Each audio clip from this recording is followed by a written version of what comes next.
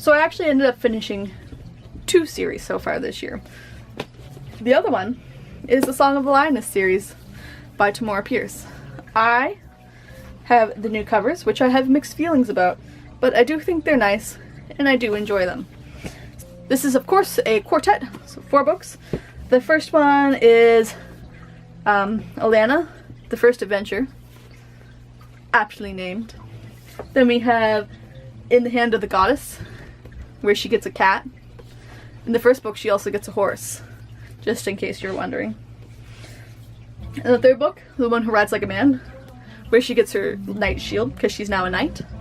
And then the fourth book, The Lioness Rampant, which she actually already owns all these things, but it's a nice cover. So basically, this is a story about Alana, who is a woman.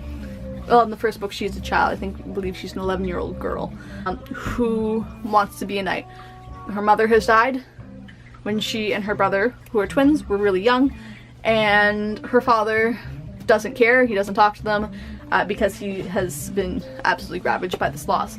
And so her brother is supposed to go to the capital to become a knight, and she is supposed to go and live with nuns, which she doesn't want to do because she doesn't want to be a lady. She wants to be a lady knight.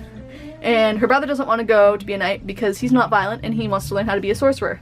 So they decide, the two of them together, that they will trick everybody and they will gender swap.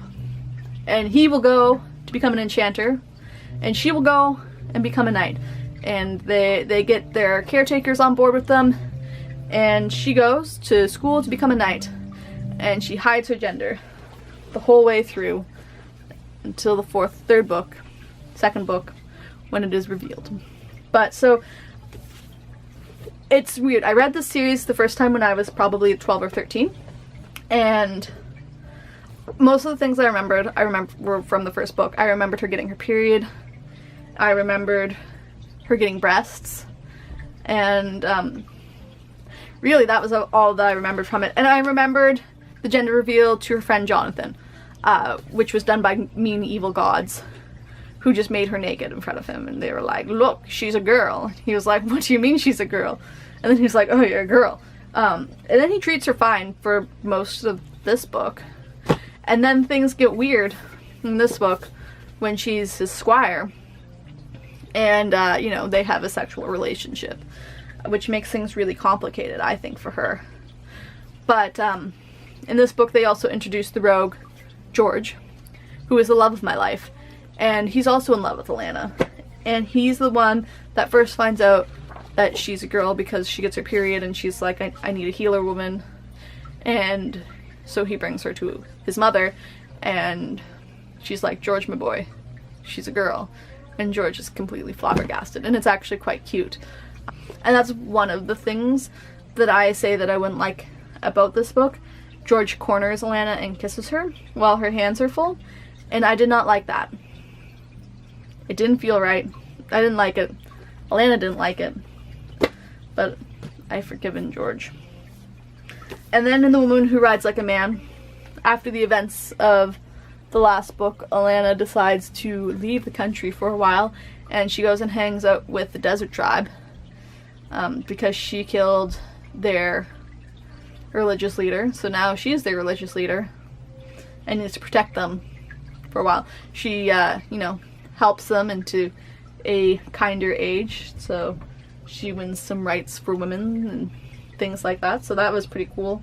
And then she tells off Jonathan, who thinks that she's going to marry him because she's a woman, and he's going to be king, and that's just, it's his way, so he's going to get it. And then in the final book, she goes on a quest to get a really pretty rock, almost kills herself. The first part of the book, she's like with George, and they're having a really good time, and then she's with this guy called the Dragon, who's like a martial arts expert, and he's pretty cool, but he also is afraid of magic, and like it makes her a little bit depressed because she loves her magic, and now it's like she's really come to terms with it being a part of her, whereas in the beginning she thought like she didn't use it, she couldn't use it, it was cheating. And then then she ends up back with George. So like, that's good. There's also a death in this book, which I was not happy about. Not happy. It's like top 3 animal deaths. But I did really enjoy it. I overall have rated this series a 4 out of 5. I rated this 5 out of 5, 4 out of 5, 4 out of 5, 4 out of 5. So it's a 4 out of 5. It's fantastic. It's great for young girls because it has strong female role models in it, and it's just so much fun. I cannot say enough good things about Tamora Pierce. So, in case you are unaware, the reason why I have reread these books from my childhood is because of the Tortall read-along hosted by April Sarah. All the links will be down in the description box below if you wanted to pick up her Tamora Pierce's series and read along.